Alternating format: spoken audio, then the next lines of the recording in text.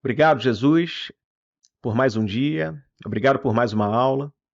Obrigado, Jesus, por cada coração que está entrando em contato com a Sua palavra através dessa aula, Senhor, através daquilo que o Senhor colocou na minha vida.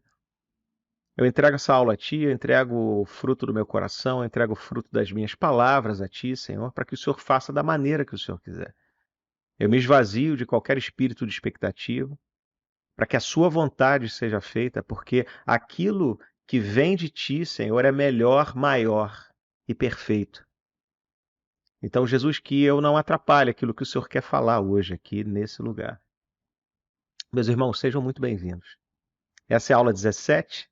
Hoje nós vamos falar sobre João 14. Jesus ainda no cenáculo, ainda recolhido com os discípulos. Você que vem acompanhando a gente até aqui, bem-vindo novamente.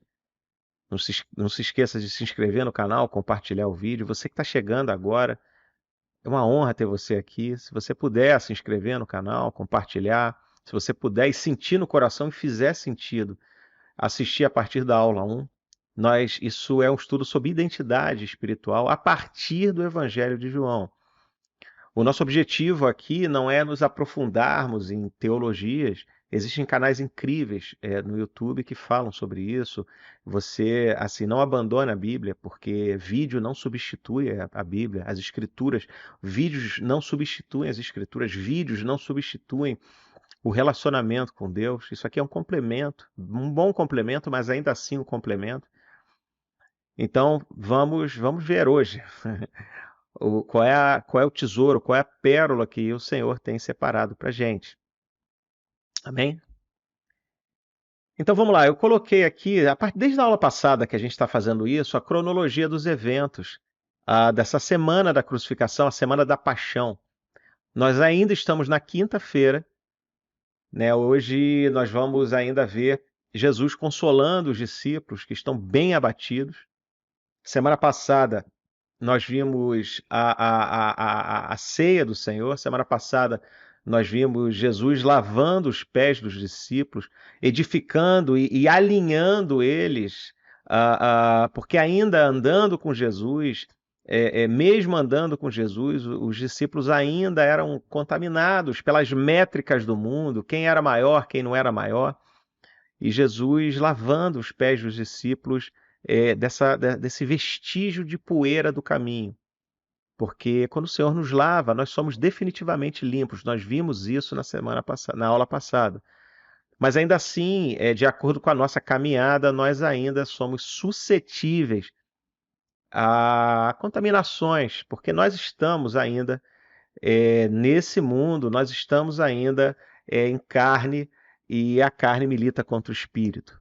Mas Jesus é tão misericordioso e nos ama de tal maneira que ele compreende as nossas limitações e nos lava da poeira de batalha, todo dia, a todo momento. E nós vimos que através do arrependimento e do perdão, nós nos permitimos ser limpos por Cristo e continuemos a nossa caminhada rumo a essa estatura desse varão perfeito, esse parâmetro incrível, definitivo que é Jesus. Porque se nós quisermos saber como deve ser um cristão, de acordo com o coração de Deus, é olhar para Jesus. Ele veio em carne, estabeleceu esse padrão e diz: siga-me, sigam-me. É assim que vocês têm que ser, é assim que vocês têm que se relacionar com o Pai. Então, Jesus, nós buscamos isso e a partir dessa aula eu espero e oro e declaro que nós daremos mais um passo na direção dessa sabedoria, nesse discernimento e dessa maturidade espiritual. Porque nós todos estamos em constante amadurecimento, nos distanciando cada vez mais do teknon, que em grego é um filho imaturo, e cada vez mais nos aproximando do huios, que em grego é o filho maduro. É aquele filho que sabe quem o pai é, aquele filho que não espera que o pai faça todas as coisas por ele, mas aquele filho que diz: Pai, estou aqui, o que que você precisa de mim? Eu te amo, guia meus passos, me diz o que eu tenho que fazer. É essa maturidade que o Senhor quer de nós. Então vamos nessa aventura juntos, amém? Então vamos lá, versículo 1. Não se perturbe o coração de vocês. Creiam em Deus, creiam também em mim. Na casa do meu pai há muitos aposentos. Se não fosse assim, eu teria dito a vocês: vou preparar lugar para vocês. E quando eu for e preparar lugar, voltarei e os levarei para mim, para que vocês estejam aonde eu estiver. Em Lucas 22, a Bíblia explica a Bíblia, amém? A Bíblia complementa a Bíblia é uma só. A Bíblia conta uma, é uma aventura, é uma declaração de amor que ela é indissociável. A Bíblia toda, ela conta a mesma história. Então, ela se intercambeia. Então, em Lucas 22, 15, diz: E disse-lhes: Desejei ansiosamente comer essa Páscoa com vocês antes de sofrer. Veja, Jesus e os discípulos estavam nesse aposento superior, nesse cenáculo, e o clima era de despedida. Os discípulos estavam confusos, os discípulos estavam sem entender e eles estavam tristes, porque Jesus disse que ia partir, que ia morrer, como assim? Então, Jesus, ali nesse lugar, nós vimos que Jesus tinha encerrado o seu ministério público.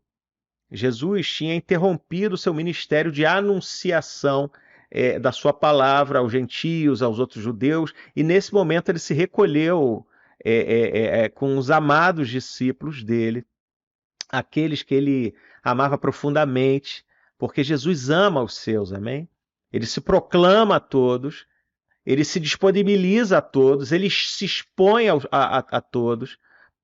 Ele ama a todos, mas aqueles que são dele, ele tem um cuidado especial, porque o relacionamento gera intimidade.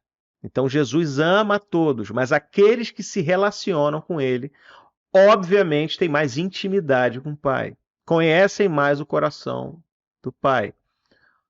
Nós temos mais assunto com aquelas pessoas que temos intimidade do que aquelas pessoas que nós não temos intimidade. Amém?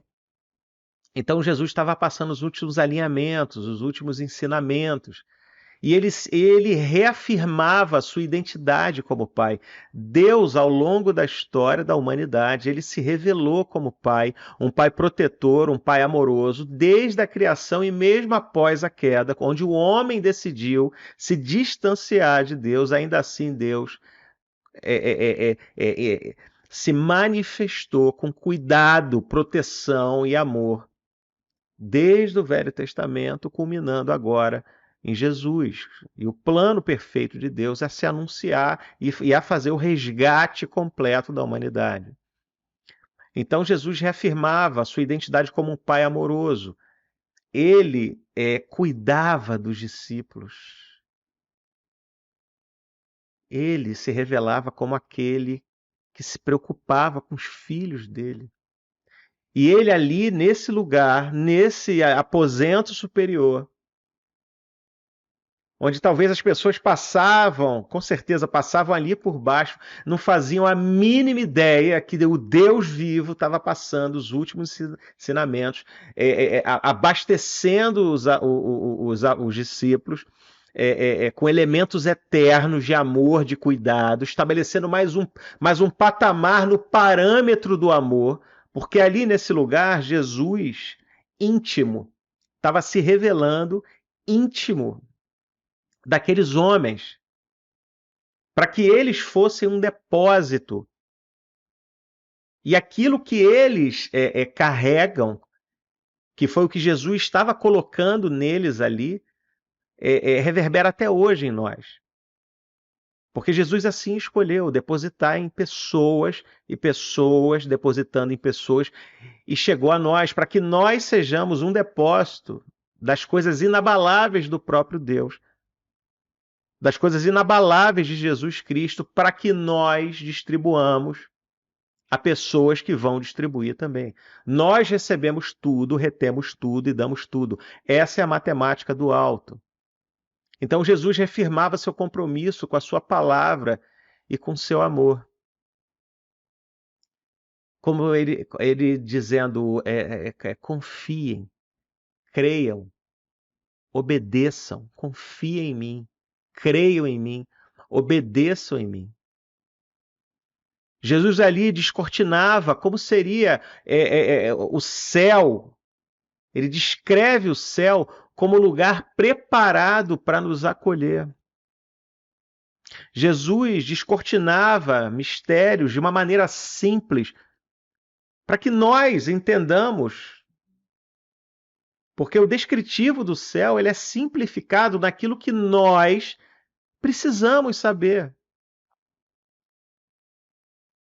Nós precisamos abandonar essa necessidade de compreensão de todas as variáveis, porque isso só nos causa mal, isso só nos causa ansiedade,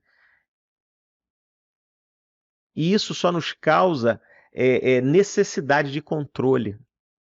Então Jesus revelou o que a gente precisa saber. O que nós precisamos saber? O céu é preparado para nos acolher. Porque, veja, uma casa com aposentos é uma casa preparada para receber. Uma casa com muitos aposentos, eles não são feitos para ficarem vazios. Eles são feitos para serem preenchidos. E a casa do Pai tem muitos aposentos. Tem para você, tem para mim, tem para sua casa. Tem para aquela pessoa que ainda não conhece o Pai, ou aquela pessoa que você conhece, que tem dificuldade ainda de receber Jesus. Mas em nome de Jesus eu quebro todas essas barreiras para que eu e você sejamos vizinhos nessa casa incrível, que é uma metáfora maravilhosa. Jesus é tão amoroso que ele pega aquilo que é inexplicável e transforma em algo palatável, compreensível, para que a gente, na nossa limitação humana, diga: Ah, uau! Eu quero isso! Uau! E Jesus, ele diz: eu vou preparar o lugar. O lugar já está preparado, mas quando ele diz eu vou preparar o lugar, ele diz o acesso através da morte e ressurreição dele. O véu se rasga ali e todos nós temos acesso a essa casa maravilhosa. Porque olha só que interessante, quando você vê o tabernáculo, quando você vê o tabernáculo, desde o começo, o tabernáculo primitivo até o templo, eu não consigo olhar para aquilo e não imaginar uma casa. Aquilo é Jesus apontando como uma casa, que você tem o átrio, né, que seria o seu quintal, né? Você recebe algumas pessoas do seu quintal, não todas, mas você recebe algumas pessoas. Quem quiser entrar na sua casa, você recebe ali e tal. Você tem o lugar santo, o lugar santo, onde algumas pessoas com uma certa intimidade frequentam a tua sala, por exemplo, né? São pessoas que têm um grau de intimidade. E no tabernáculo você tinha o lugar santíssimo, que era o santo dos santos, onde só o sumo sacerdote entrava uma vez por ano. Que era um lugar tão íntimo, é como se fosse, sei lá, o nosso quarto. Para analisar as pessoas que você recebe na sua casa, quantas pessoas entram no seu quarto? É um lugar de intimidade máxima. Nem todos, muito poucas pessoas que entram na sua casa, na minha casa, conhecem o nosso quarto. É um lugar onde nós somos o que somos. Sem É intimidade máxima.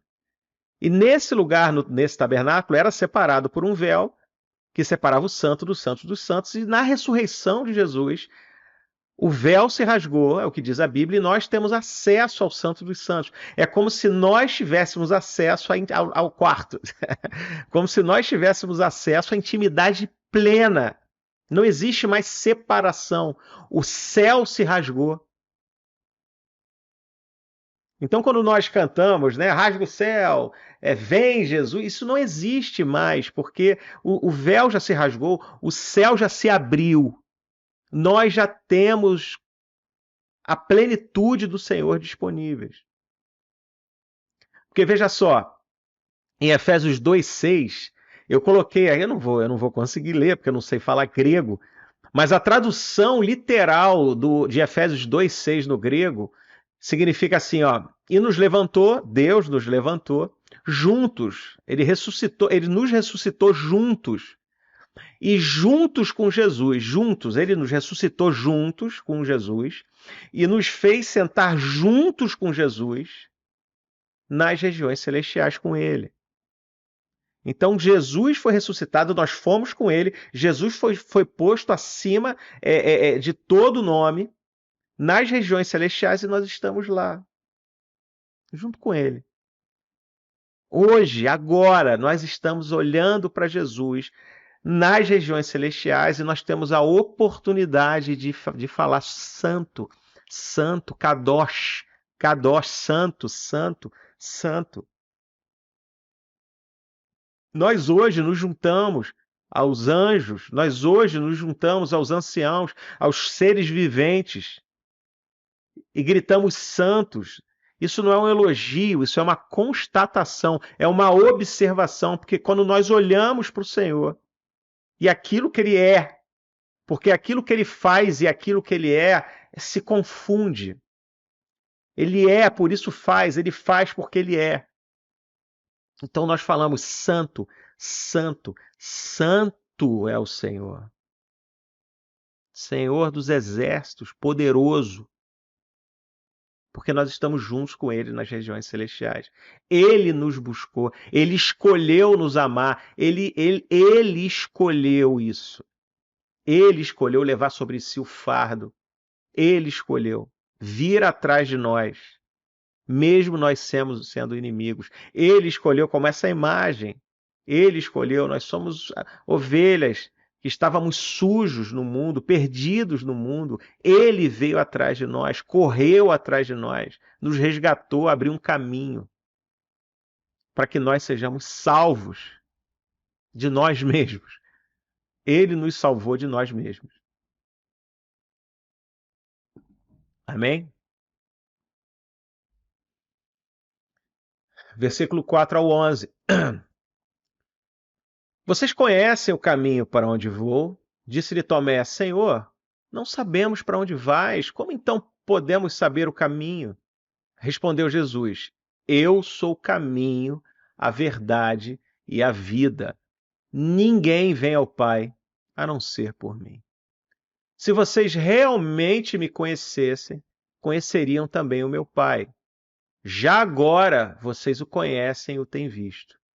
Disse Filipe: Senhor, mostra-nos o Pai, isso nos basta. Jesus respondeu: Você não me conhece, Filipe, mesmo depois de eu ter estado com vocês durante tanto tempo. Quem me vê, vê o Pai. Como você pode dizer: Mostra-nos o Pai? Você não crê que eu estou no Pai e que o Pai está em mim? As palavras que eu digo não são apenas minhas, ao contrário. O Pai que vive em mim está realizando a sua obra. Creiam em mim quando digo que estou no Pai e que o Pai está em mim. Ou pelo menos creiam por causa das mesmas obras. Veja só, gente, a mente humana não tem a capacidade de processar as informações sobre aquilo que é eterno. Nós somos capazes de observar, registrar, mas não ver. Mesmo aquilo que está debaixo dos nossos olhos.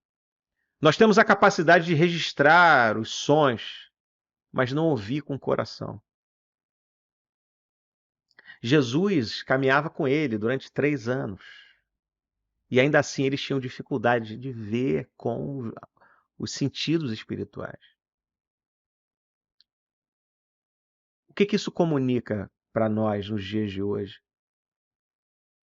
A verdade de Cristo, ela não pode ser alcançada por nenhuma racionalidade. A verdade de Cristo não pode ser alcançada por nenhuma teologia por si só. A lógica humana não alcança a verdade de Cristo. Você pode passar a vida toda estudando sobre Jesus, mas isso por si só não faz com que você o reconheça plenamente. Você pode passar a vida inteira observando Jesus, como os discípulos observavam. Mas isso não quer dizer que você reconheça, entenda, compreenda a plenitude de Jesus. Como a gente reconhece essa plenitude? Se relacionando.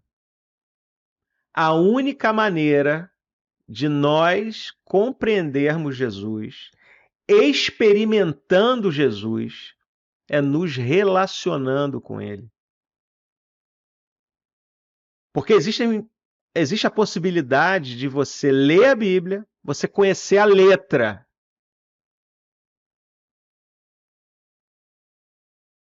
mas o que a palavra diz? A única coisa que vivifica é o Espírito. A letra por si só mata. A letra por si só separa. A letra por si só gera acusação e culpa. Mas o Espírito vivifica, porque o Espírito pega a letra, o Espírito pega as Escrituras e coloca no nosso coração para que nós entendamos.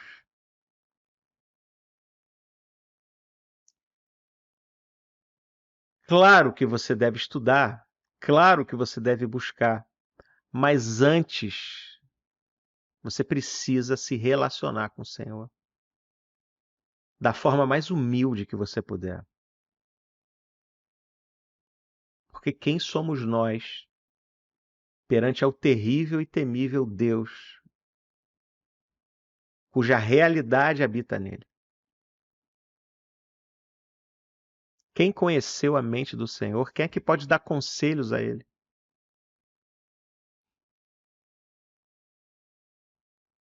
O Senhor é incompreensível. Nós entendemos aquilo que ele permite e simplifica para que nós entendamos, porque ele não é feito para ser compreendido, mas ser experimentado. O amor dele deve ser experimentado e obedecido. Eu sou o caminho, a verdade e a vida. Jesus é Deus, amém? Jesus é Deus. Ele é o próprio caminho. Ele é o próprio caminho. Ele é toda a verdade que nós precisamos conhecer sobre Deus. A Bíblia diz que ele é a perfeita imagem de Deus. Imagem, no grego, é hipostásios, que quer dizer garantia segura, substância. Jesus é da mesma substância de Deus. Ele é a própria verdade sobre Deus. E ele é a vida do próprio Deus. Nós estudamos em João 1, que diz que a própria vida estava nele. Ele disponibilizou para a gente por amor. Ele é a própria vida. Ele é a própria vida. No versículo 10, você não crê que eu estou no Pai, que o Pai está em mim? As palavras que eu digo não são apenas minhas, ao contrário, o Pai que vive em mim está realizando a sua obra. No 11, creiam em mim quando digo que estou no Pai, que o Pai está em mim, ou pelo menos creiam por causa das mesmas obras. Entenda bem o que Jesus está falando. Observa a obra do Pai, observa a obra de Deus e observa as minhas obras.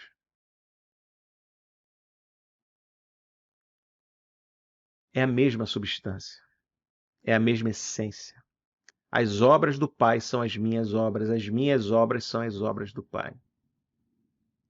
São indissociáveis. Aquilo que Jesus faz, aquilo que Deus faz, é indissociável porque eles são a mesma pessoa, se manifestando de três maneiras diferentes, mas são a mesma pessoa.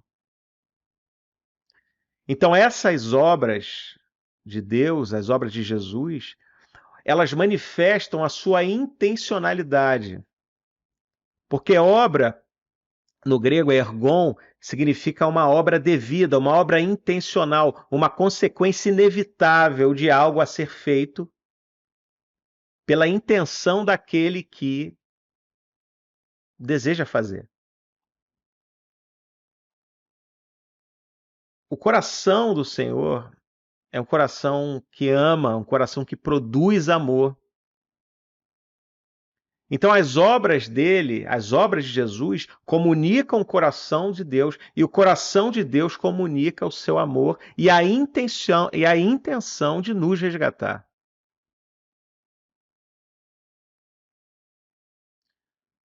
Porque, veja, eu escrevi aqui, quando as nossas obras partem de um coração queimando de amor por Cristo, nós manifestamos e comunicamos o próprio Deus a partir de nós. O Senhor conhece a intenção dos nossos corações. Então, as mesmas obras, elas podem ser feitas com intenções diferentes. Veja, as mesmas obras, elas podem ser feitas com intenções diferentes. Qual é a diferença? Quando o nosso coração comunica o amor a Deus, quando o nosso coração comunica nosso amor a Jesus, as nossas obras produzem um fruto. Produzem um fruto que manifesta a semente original de amor. Quando o nosso coração está em outro lugar, como necessidade de autoaprovação, necessidade de valor, carência, arrogância, as mesmas obras vão produzir um outro fruto, porque a semente não foi boa. Então não é o que nós fazemos, é para quem nós fazemos. Vou repetir. Não é sobre o que nós fazemos, é para quem nós fazemos. Se nós fizermos para Deus, o resultado é vida. Se nós fizermos para nós mesmos, o resultado não é vida.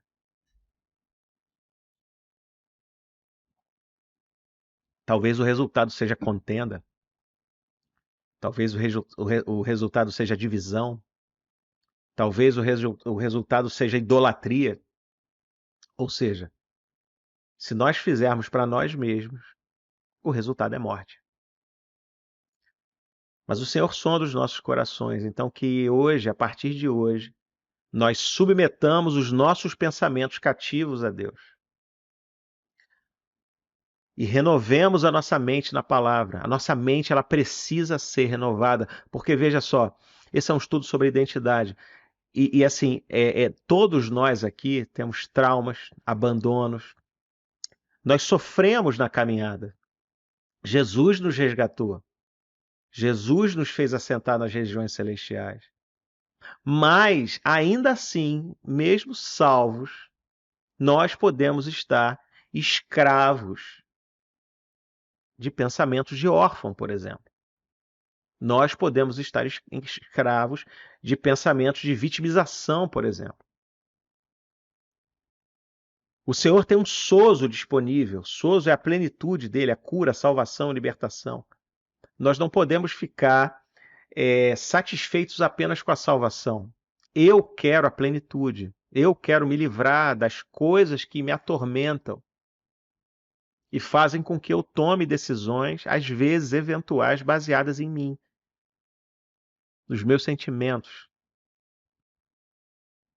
Então, em nome de Jesus, eu oro para que todos nós, a começar por mim, consigamos dar mais um passo na direção desse esvaziamento, para que nós nos esvaziemos completamente do nosso ego, para que a nossa intenção do coração seja pura,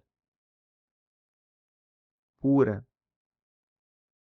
Coração puro e mãos limpas, são esses que vêm a Deus. Então eu declaro uma purificação do nosso coração, para que nós consigamos comunicar a face de Deus, porque nós só vamos conseguir comunicar a face de Deus se a intenção do nosso coração for para Deus. Vou repetir, não é o que você faz, não é o que eu faço, é para quem. Isso que comunica. É isso que comunica. Amém? No 12, digo a verdade: aquele que crê em mim fará também as obras que tenho realizado. Fará coisas ainda maiores que essas, porque eu estou indo para o Pai. E eu farei o que vocês pedirem em meu nome, para que o Pai seja glorificado no Filho. O que vocês pedirem em meu nome, eu farei.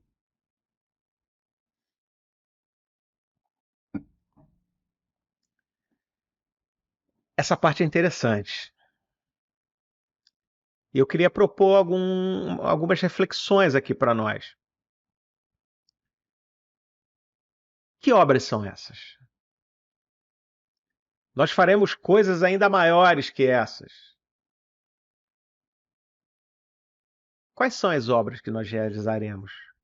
Que nós podemos realizar hoje, que são maiores que as obras do Senhor? Qual é a obra de Jesus? Que obra é essa que ele está falando? Eu queria propor essa reflexão. Se você estiver só ouvindo e não vendo, fica mais fácil, porque a resposta já está no PowerPoint. Então, tem que ver, a gente prepara um PowerPoint para vocês verem, não é só para ouvir. Vamos lá, 1 João 3,8. O pedacinho final desse versículo. Para isso, o Filho de Deus se manifestou, para destruir as obras do diabo. Jesus veio para destruir as obras do diabo. Jesus veio para trazer a luz sobre as trevas. Jesus veio para nos resgatar. Porque a obra do diabo foi que nós vivêssemos em escuridão. O que é escuridão? Longe de Deus. E escuridão é qualquer lugar longe de Deus. Jesus veio para destruir as obras do inimigo. Qual é a obra do inimigo? É nos tirar da presença do Senhor e tirar a maior quantidade possível de pessoas da presença do Senhor. Então Jesus veio, para isso o Filho de Deus se manifestou, para destruir as obras do diabo.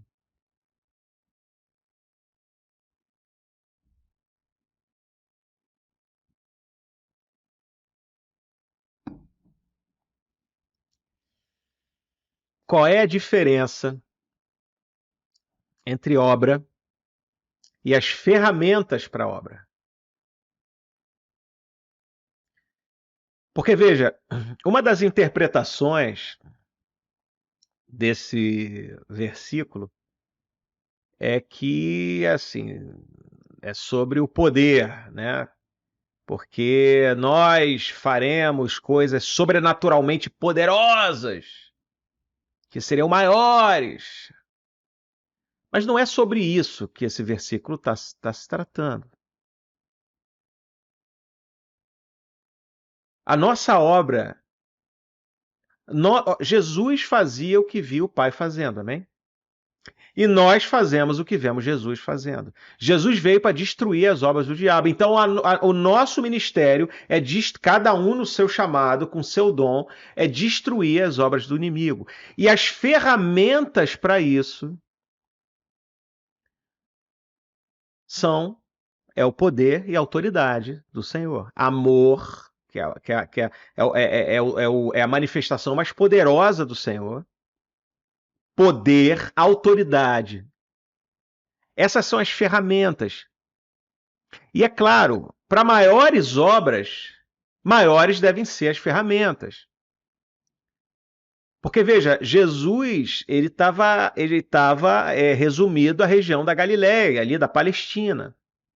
Hoje nós pregamos o evangelho para toda tribo, língua e nação. Hoje nós temos uma mobilidade pelas tecnologias e pela globalização, enfim, pela sociedade ter aumentado, as fronteiras terem diminuído, hoje nós temos a possibilidade de levar o reino, porque o que Jesus fazia? O que é destruir as obras do diabo? É manifestar o reino. Quando o reino é manifesto, as obras do diabo são destruídas. Quando o reino é manifesto, a luz é manifesta, a verdade é manifesta, a salvação é manifesta.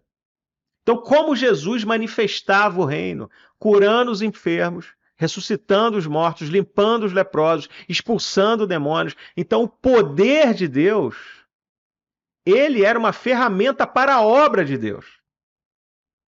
Vou repetir. Jesus manifestava o poder de Deus como ferramenta para a obra de Deus. A obra não é o que se faz, não é a manifestação. Curar enfermo não é a obra é levar o reino. Porque tem pessoas que são curadas e não recebem a salvação. Lembra dos 10 leprosos? Os 10 foram curados, mas só um foi liberto. Só um que voltou e reconheceu: o Senhor é Deus. Só um recebeu a plenitude, só um recebeu o sozo. A cura, ela não é salvífica. Entende? A palavra profética, ela não é salvífica. O que é salvífico é Jesus, é saber não só saber, mas acreditar em se entregar àquele que é a fonte do poder. Então não acha você que você, curando o enfermo, você está realizando a obra. A cura do enfermo, ela serve como ferramenta para a obra. Porque nós curamos, a pessoa sente um contato com o poder do Senhor, o amor de Deus. Uau!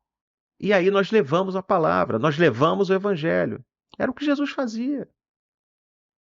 Jesus dava uma palavra de conhecimento, Jesus dava uma palavra profética, Jesus dava uma palavra de sabedoria, Jesus curava, Jesus ressuscitava mortos, limpava os leprosos e apresentava o reino. É como se fosse um furo na guarda. Um furo na guarda. Um furo nos corações duros daquela época, por exemplo, onde os judeus eles tinham sofismas intransponíveis. Porque o judeu ele era zeloso. Se você acha que tem fé, pensa de novo, porque naquela época assim, a fé era levada a sério. E aí você vinha Jesus quebrando tudo, indo contra a corrente. Então Jesus se manifestava com o poder dele para que as pessoas entendessem. Porque existiam milhares que não precisou nem a manifestação do poder do Senhor para que eles crescem. Amém? Felizes são aqueles que acreditam sem ver. Mas Jesus entende os processos, Jesus entende os seus processos. Jesus entende que nós, às vezes, precisamos de uma demonstração. Eu me converti numa demonstração do poder do Senhor, do amor do Senhor, principalmente. E foi irresistível para mim. Eu não sei como você se converteu. E se você não se converteu, eu creio que você vai se converter, porque se você está assistindo essa aula e ainda não aceitou Jesus, é porque você tem uma fome e uma sede de algo que talvez você não compreenda, mas vai compreender agora em nome de Jesus. Liga para um amigo seu cristão, pede orientação, vai numa igreja, qualquer igreja. Vai ter opção de coisa errada, mas vai ter lá 1, 2 ou 3, o Senhor vai te guiar no lugar certo. Vai ter lá 1, 2, 3, 4 que vai ser face, boca de Jesus para você. Amém?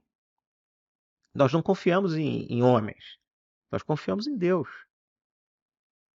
Mas Deus é tão bom que manda pessoas para que nós andemos juntos. Então ande com pessoas cheias do Espírito Santo. Você que está me ouvindo aqui, ande com pessoas cheias do Espírito Santo. Para que vocês juntos se edifiquem, para que façam essa obra. Então, Nós faremos, já estamos fazendo coisas maiores que ele, porque hoje nós temos possibilidade de levar o reino a muito mais pessoas, porque nós não temos a limitação da época. Nós temos mais liberdade.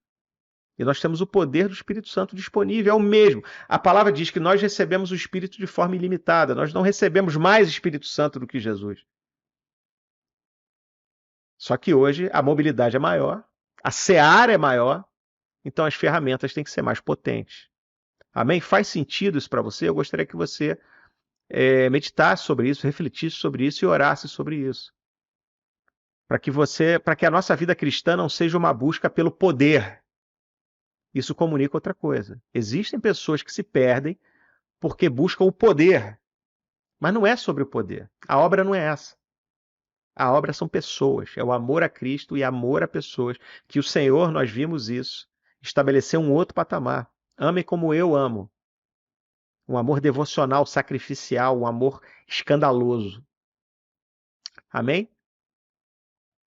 E eu farei o que vocês pedirem em meu nome para que o Pai seja glorificado no Filho. Veja só, isso também é um ponto muito importante, por isso que eu separei aqui num slide individual, para que a gente refletisse sobre isso. A gente pode pedir tudo e a gente recebe tudo? Pensa nisso. Porque veja só, a Bíblia, ela se explica, tá? A Bíblia, ela se correlaciona. A gente não pode ler nada individualmente sem o todo. Cada capítulo, cada versículo é parte de um grande todo. Por isso que a gente tem que ler a Bíblia toda, com o Espírito Santo do lado. Veja só, o Senhor sendo perfeito, ele não pode dar coisas imperfeitas. Amém? O Senhor é perfeito. Aquilo que é perfeito, ele não pode conceder o que é imperfeito.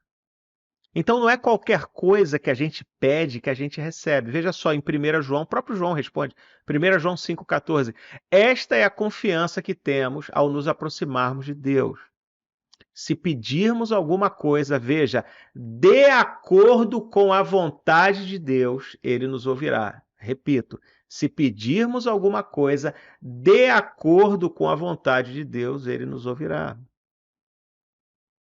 A palavra diz também, para todas as promessas de Deus para conosco, ele tem o sim. Então, aquilo que ele prometeu, ele tem o sim. E é nosso amém. Então, não é qualquer coisa que a gente pede, é aquilo que está de acordo com o propósito dele nas nossas vidas. Amém?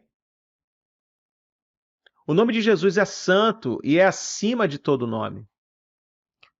Quando falamos em nome dele, somos provocados a entrar em sua vontade e propósito. Então, quando nós pedirmos no nome dele, quando nós pedimos hoje no nome dele, nós falamos alguma coisa em nome de Jesus, nós somos provocados a entrar na sua vontade. Porque o nome dele é santo, o nome dele tem um peso de glória, o nome dele, quando é expressado, ele carrega poder, autoridade, ele carrega verdade. Então, quando nós pedimos em nome de Jesus, isso nos provoca a entrar num ambiente de temor, sabe? Onde a nossa vontade ela perde o sentido, onde a nossa vontade ela perde a razão, onde os nossos desejos eles são aniquilados pela vontade suprema de Deus. Porque a Bíblia também fala que se nós pedirmos errado, nós não recebemos. Porque nós pedimos baseados em nossos desejos. Mas quando nós falamos em nome de Jesus, é um exercício que traz um poder. E quando a gente pede alguma coisa que não é para pedir em nome de Jesus, automaticamente aqueles que estão em espírito sentem na hora. Eu, por exemplo, sinto na hora. Ai. O nome de Jesus tem poder. O nome de Jesus não é um simples nome, até porque Yeshua é um nome comum na época. É um nome comum na época. O pai de Barrabás era Jesus. Era Barrabás, filho de Jesus. Tinham vários Jesus. Jesus era um nome comum naquela época. Yeshua, Jesus salva. Josué é uma variação. Yoshua é uma variação de Yeshua. Então era um nome comum. Era um nome comum. Mas o nome de Jesus, o nome que o Pai conhece, esse nome, Jesus, o Messias, o Cristo, esse nome tem peso. É o nome acima de todo nome. É aquele ao qual todas as coisas subsistem, todas as coisas que existiram, existem ou existirão. Então, quando nós evocamos e falamos, declaramos esse nome, nós nos provocamos a entrar na vontade dele. Amém? Então vamos lá, 15 a 26. Se vocês me amam, obedecerão aos meus mandamentos. E eu pedirei ao Pai, e ele dará a vocês outro conselheiro para estar com vocês para sempre. O Espírito da Verdade. O mundo não pode recebê-lo, porque não o vê nem o conhece. Mas vocês o conhecem, pois ele vive com vocês e estará em vocês. Não os deixarei órfãos, voltarei para vocês. Dentro de pouco tempo, o mundo não me verá mais, vocês, porém, me verão. Porque eu vivo, vocês também viverão. Naquele dia, compreenderão que estou em meu Pai, vocês em mim e eu em vocês. Quem tem os meus mandamentos e lhes obedece, esse é o que me ama. Aquele que me ama será amado por meu Pai, e eu também o amarei e me revelarei a ele. Disse então Judas, não Iscariote: Senhor, mas por que te revelarás a nós e não ao mundo? Respondeu Jesus: Se alguém me ama, obedecerá a minha palavra, meu Pai o amará, nós viremos a ele e faremos morada nele. Aquele que não me ama não obedece às minhas palavras. Essas palavras que vocês estão ouvindo não são minhas, são de meu Pai que me enviou. Tudo isso tenho dito enquanto ainda estou com vocês. Mas o Conselheiro, o Espírito Santo, que o Pai enviará em meu nome, ensinará a vocês todas as coisas e fará vocês lembrarem tudo o que eu disse. Amém. Lá em Tiago 1:22. Sejam praticantes da palavra e não apenas ouvintes, enganando vocês mesmos. Se nós não praticarmos a palavra, nós estamos nos enganando. Se nós apenas ouvimos, nos deleitamos nela. Se nós apenas ouvimos, se nós apenas ensinamos, eu vou ensinar a palavra. Vou ouvir, vou ensinar. Eu vou falar de Deus. Mas se a gente não praticar, a gente está se enganando. Obediência é fé na prática, é fé em ação. Quando nós obedecemos ao Senhor, nós colocamos nossa fé na prática. Porque Ele diz faça e a gente faz. Ele diz fica e a gente fica. Ele diz haja e a gente haja. Ele diz cala e a gente cala. Mas ele diz fala e a gente fala. Porque Jesus fazia o que via o Pai fazer. Ele falava o que ouvia do Pai. E nós, exatamente a mesma coisa. Como nós temos contato com o desejo do Pai? Nós vamos obedecer a quem? A quem nós vamos obedecer? A quem você está obedecendo? A uma ideia de Jesus? Talvez a um conceito filosófico de Jesus? Talvez a algo místico que parece Jesus, mas não é? Quem nós estamos servindo? Quem você está servindo? Quem eu estou servindo? Para que nós entendamos quem é Jesus, nós precisamos nos relacionar com ele a partir das Escrituras. Ele se revela a nós a partir das Escrituras.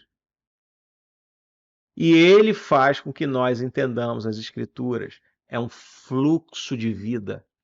É um fluxo celestial. Se relacione e gere mais intimidade.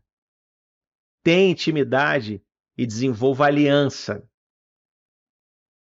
Desenvolva aliança e experimente a unidade, você e o Espírito Santo, como um só. Tudo parte do relacionamento. Então, se nós amamos ao Senhor, nós precisamos obedecer a Ele. A Bíblia diz que a partir daí, se vocês me amam, vamos lá, amor, deixa eu beber uma aguinha aqui.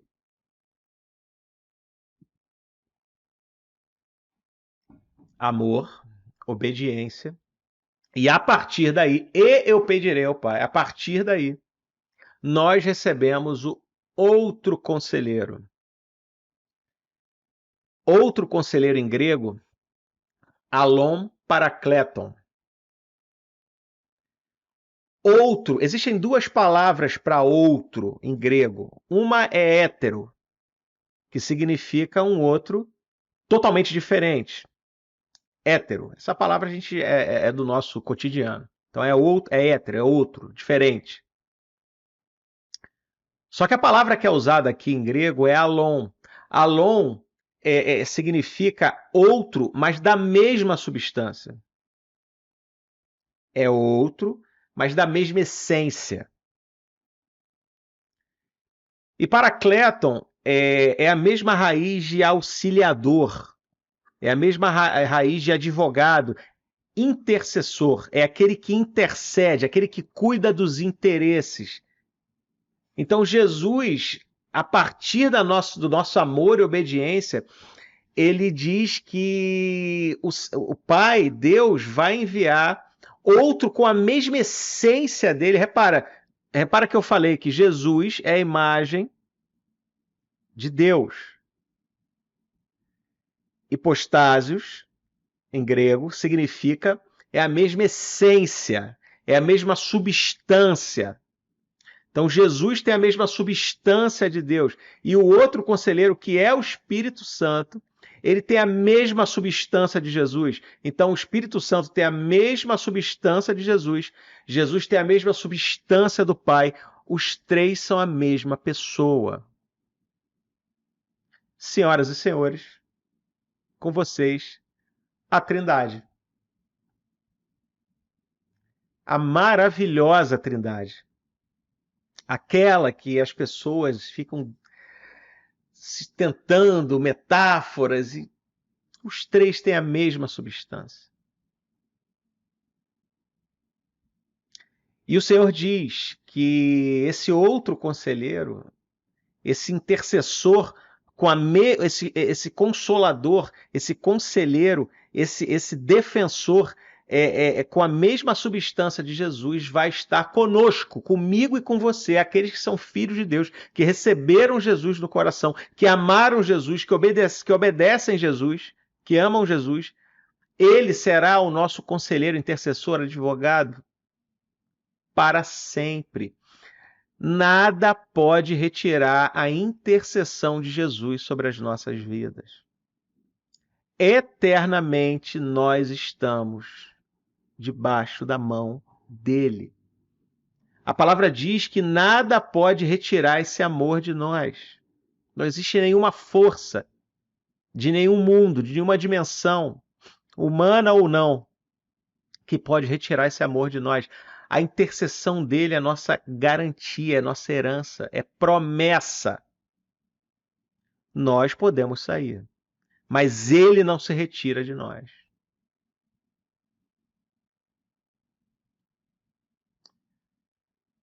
Jesus diz que esse conselheiro, ele é o Espírito da verdade. Veja, Jesus acabou de falar, eu sou a verdade. Jesus é a própria verdade. E ele diz que o Espírito Santo é o Espírito da verdade. O Espírito Santo carrega a essência de Jesus, a essência da vida, a essência da verdade. A essência de Jesus, ele viria até então, e para nós já veio. Obrigado, Senhor, por isso. A essência de Jesus viria na pessoa do Espírito Santo. Jesus de forma ilimitada, sem a limitação humana. Aleluia. Obrigado por isso, Jesus. Obrigado por esse conselheiro. Obrigado, Senhor, por essa promessa, Senhor. Essa garantia segura que nós teremos a sua proteção para sempre. Isso nos dá uma segurança incrível. Isso faz toda a diferença. Isso muda o jogo. Irmãos, saber disso, entender isso, muda todo o jogo. Se essa aula acabasse aqui, já valeria. Saber isso muda todo o jogo. E veja só que interessante, no 17 ele continua, o mundo não pode recebê-lo porque não vê, não conhece, nós conhecemos, amém? Mas olha só o que Jesus fala, mas vocês o conhecem, pois ele vive com vocês e estará com vocês.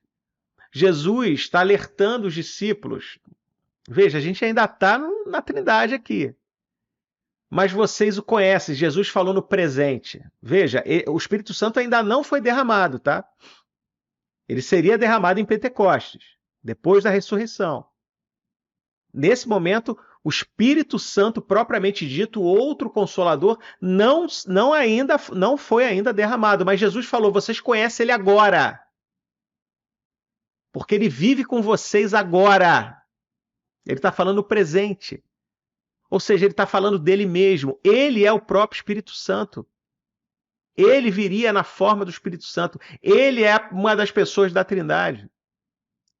E aí ele diz, ele estará com vocês. Vocês conhecem ele agora, ele vive com vocês agora, mas ele estará com vocês. Uau! Uau! Uau! O Espírito Santo é Jesus em essência. É isso que ele está falando com os discípulos aqui. E se você tem alguma dificuldade ainda de entender o que é o Espírito Santo, é Jesus, é a essência de Jesus de forma ilimitada. E Jesus é a essência do Pai. Os três têm a mesma, são feitos da mesma substância. Os três são a mesma pessoa. Amém, irmãos? O Espírito Santo não é dissociado de Jesus. E Jesus não é dissociado de Deus. Eles não são três coisas diferentes. Eles são a mesma pessoa, manifestas de forma diferente. Uau! E Deus se revela como um pai amoroso. Não os deixarei órfãos. Veja, não os deixarei órfãos. O que é um órfão? Um órfão é alguém sem os pais. Isso é um órfão. Um órfão são pessoas abandonadas pelos pais. Ou abandonadas fisicamente, né? Seja por morte, enfim, ou por abandono. São pessoas sem os pais. E Jesus, Deus se revela como um pai protetor, como um pai amoroso, como um pai mesmo. Eu não deixarei vocês órfãos. Calma, eu voltarei a vocês. É minha garantia. Ele compartilha a vida dele conosco. Porque eu vivo, vocês também viverão. Lá em João 1 fala que a vida era contida nele. Ele disponibilizou a própria vida para a humanidade. A vida é dele, ele escolheu dar para a gente. A vida dele. Uma vida abundante. Ele compartilha essa vida conosco. Que coisa maravilhosa. Que coisa maravilhosa. Mas veja, Cristo apresenta uma condição inegociável para que isso tudo aconteça. Cristo apresenta uma condição inegociável. Obedecer a palavra que ele nos deixou. Porque Judas, não é o Judas Iscariotes, tá? É Judas Tadeu, é um outro discípulo. Senhor, Por que te revelarás a nós e não ao mundo? Se alguém me ama, obedecerá à minha palavra. E a partir daí, meu Pai o amará, nós viveremos nele. Nós viremos a ele e faremos morada com ele. Nós viremos. O Espírito Santo, Jesus e o próprio Deus. Nós viremos e faremos morada nele. Mas isso só acontecerá se a pessoa obedecer, se a pessoa amar Jesus e se relacionar com ele, e receber ele. Isso comunica lá o versículo 15, que ele fala a mesma coisa que nós já lemos aqui.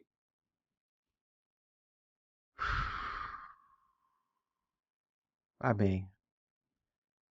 Deus nos dá a direção e também a condição. Deus aponta a direção. Mas ele nos ama tanto, ele é um pai tão amoroso, que ele não fala, vai para ali e se vira. Ele nos dá a condição para que nós façamos isso. Ele nos dá a condição. Ele nos direciona e ele nos dá as ferramentas necessárias para que a gente trilhe esse caminho, essa jornada até ele. Primeiro, nós obedecemos e amamos. Depois, a compreensão e o entendimento vão vir. Eu vou repetir. Primeiro, nós obedecemos e amamos. Depois, nós compreendemos e entendemos. Se nós tentamos fazer ao contrário, a gente vive uma vida infrutífera na fé. Isso é uma armadilha. Quando nós primeiro tentamos compreender e entender para depois amar, nós não conseguimos. Hoje nós vemos muitas pessoas letradas, conhecedoras da letra, mas com uma fé microscópica, porque elas tentam amar a Deus a partir da compreensão das Escrituras. Não caia nessa armadilha, irmão. Não caia nessa armadilha. Busca a face de Deus, ora, lê a Bíblia, procura, esquece a necessidade de compreensão. Você, a gente não vai conseguir entender nada com a nossa própria lógica. Versículo 26, mas o conselheiro, o Espírito Santo, que o Pai enviará em meu nome, ele, o Espírito Santo, ensinará a vocês todas as coisas. Ele, o Espírito Santo, fará vocês lembrarem tudo o que eu disse. Ele vai gerar a compreensão que nós precisamos, as revelações que nós precisamos ter, as teofanias que nós precisamos ter. É o Espírito Santo de Deus. Nós precisamos ler as Escrituras buscando a face de Deus através do Espírito Santo. E você que está começando a sua caminhada, mas eu não sei nada disso, eu não sei. Obedece. Ama e obedece. E a partir daí, tudo vai acontecer. Jesus já deu o caminho. Ele falou, vai por ali, mas olha, eu vou te dar essa, faz isso aqui. Na dúvida, obedece e ama. Obedece e ama. Obedece e ama. Obedece e ama. Se relaciona com o Senhor. Se relaciona com o Senhor. Esquece a tua necessidade de controle. Esquece a sua necessidade de compreensão da letra. É um risco monstruoso isso. Primeiro se relaciona. E depois o Espírito Santo vai fazer com que você compreenda. Leia a Bíblia. Busca, busca, busca. Ora, ora. Ande com pessoas que te ajudem. São pessoas cheias do Espírito Santo que vão orar por você. Com você. Amém? 27. Deixo a paz a vocês. A minha paz dou a vocês. Não a dou como o mundo a dá. Não se perturbe o seu coração, nem tenham medo. Vocês me ouviram dizer, vou, mas volto para vocês. Se vocês me amassem, ficariam contentes, porque vou para o Pai, pois o Pai é maior do que eu. Isso eu digo agora, antes que aconteça, para que quando acontecer vocês creiam. Já não falarei muito, pois o príncipe desse mundo está vindo e ele não tem nenhum direito sobre mim. Todavia é preciso que o mundo saiba que eu amo o Pai e que faço o que meu Pai me ordenou. Levante-se, vamos daqui. Paz. Na tradução em português e em inglês, né, na tradução para o latim, na verdade a tradução em grego, né, porque você tinha uma palavra original no hebraico que é shalom, e na Septuaginta ela foi traduzida para o grego, eirene, e perdeu o significado profundo do que essa paz do Senhor ela quis dizer, porque as traduções subsequentes, para o alemão, para o inglês, para o português, elas perderam a essência do shalom, então ficou paz. Então paz é uma palavra que não traduz exatamente o que o Senhor quer dizer. Porque veja bem, o que é shalom? Shalom significa sim a paz também, mas também significa tranquilidade, segurança, bem-estar, saúde, contentamento, sucesso, conforto, plenitude, integridade. É isso que o Senhor nos dá. Ele nos dá a paz, mas nos dá tudo isso que eu falei. Ele nos dá a paz, mas dá tranquilidade, segurança, bem-estar, saúde, contentamento, sucesso, conforto, plenitude, integridade. É bom repetir, porque isso é nosso, é seu, é meu, isso é direito nosso, isso é dele. É incircunstancial. Porque a paz dos homens, ela depende de tanta coisa. A nossa paz humana depende de tanta coisa. Ela depende de atenção, ela depende de dinheiro, ela depende de saúde.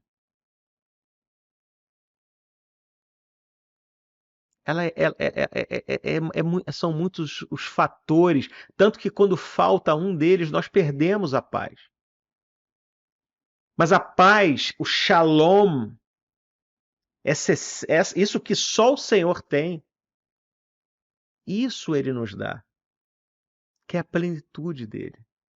E é por isso que eu vou repetir novamente, e é porque ele deu a nós a paz, a tranquilidade, a segurança, o bem-estar, a saúde, o contentamento, o sucesso, o conforto, a plenitude e a integridade, é por isso que o nosso coração não deve se perturbar. É por isso que nós não temos que ter medo, porque ele fez isso por amor. E o perfeito amor lança fora todo medo. Isso é nosso, toma. Isso é seu, toma. Toma posse. O sistema de mundo e o príncipe desse mundo, o inimigo, ele quer que nós esqueçamos isso. Ele quer que nós esqueçamos o que é nosso por direito e ele confunde a nossa identidade para que nós não nos compreendamos, sei lá, dignos, porque a gente ainda entende que a gente precisa ser digno de alguma coisa. A gente não precisa ser digno de nada, porque ele deu por amor. A única coisa que a gente precisa fazer é se render a ele. Para que ele habite em nós e o fruto dele se manifeste em nós, porque a gente não consegue ser bom, ele consegue. A gente não nem consegue amar direito, mas ele consegue, porque o nosso amor também depende de fatores. Se um deles faltar, a gente deixa de amar. A gente abandona pessoas, divorcia, sai da igreja, para de falar, briga. O nosso amor também é circunstancial, o dele não. Então o nosso trabalho é morrer em nós, na velha natureza, porque a palavra diz que a nova natureza comunica todas essas coisas. Então receba agora o shalom do Senhor e que você não leia nunca mais o versículo 27 de João 14, entendendo que é só a paz e associando com a paz dos homens. Então receba agora esse shalom do próprio Deus. Obrigado, Jesus, porque o Senhor disponibilizou isso para a gente. Obrigado, Senhor, Porque o Senhor nos amou, nós podemos amar a Ti de volta e podemos amar o nosso próximo, não como a nós mesmos, mas que nós possamos amar o nosso próximo como o Senhor os ama, sacrificialmente. Então no 29 ele diz: isso eu digo agora, antes que aconteça, para que quando acontecer vocês creiam. Uau! Em Apocalipse 19:10, de novo, João, no finalzinho, na ponta final desse versículo, diz: adora a Deus. O testemunho de Jesus é o espírito da profecia. Ele é a própria profecia. Ele é a própria profecia. Jesus é a própria profecia. Todas as escrituras falam sobre ele. Toda a história fala sobre ele. Então nós examinamos as escrituras para que nós obtenhamos o encorajamento necessário para a nossa jornada. Porque assim como foi, é. Assim como ele disse, será e está sendo em nossas vidas. E quando ele diz aqui que o príncipe desse mundo está vindo, ele se refere porque o inimigo, Satanás, que influenciou e depois de um momento possuiu Judas Iscariote, foi uma trama do próprio Satanás para que Jesus fosse morto, porque ele não sabia o que ia acontecer. Satanás não é onisciente. Hoje, claro que ele já sabe, porque isso já aconteceu, mas na época Satanás não sabia. Então a morte de Jesus foi algo planejado. E se Satanás soubesse o que ia acontecer, ele ia ser uma que mais protegeria Jesus. Mas ele errou, porque ele está fadado a errar eternamente. Porque ele perdeu eternamente para o nosso Senhor. Por isso que nele nós somos mais que vencedores, porque nós recebemos a vitória dele. Não é nossa, é dele. A vitória é dele e ele compartilha essa vitória conosco. É preciso que o mundo saiba que eu amo o Pai e que faço o que meu Pai me ordenou. Nós amamos Jesus e fazemos o que Jesus ordenou. Nós obedecemos a Jesus como Jesus obedecia o Pai. Ele estabeleceu o parâmetro. Em Romanos 11:36, pois dele, por ele e para ele são todas as coisas. A ele seja a glória. Somente a ele seja a glória para sempre. Amém. E Jesus se despede dizendo: levante-se, vamos daqui. De posse de tudo isso, de posse de todas essas orientações lindas que nós recebemos hoje, de posse de todas essas verdades absolutas que nós recebemos hoje, de posse de todo esse encorajamento na nossa identidade que nós recebemos hoje, eu digo para você que está ouvindo esse vídeo, ouvindo, levante-se, vamos daqui. Tem trabalho a ser feito. Qual é o trabalho? Qual é a obra? Destruir as obras do inimigo. Qual é a obra? Manifestar o reino do Senhor. Qual é a obra? Fazer com que seja feito na terra como no céu. Qual é a obra? Trazer o céu para a terra. Eu declaro isso na sua vida. Esse despertamento. Eu declaro esse avivamento, esse reavivamento na sua vida, na sua identidade, para que você se torne uma brasa viva. Em nome de Jesus. Até a próxima, pessoal.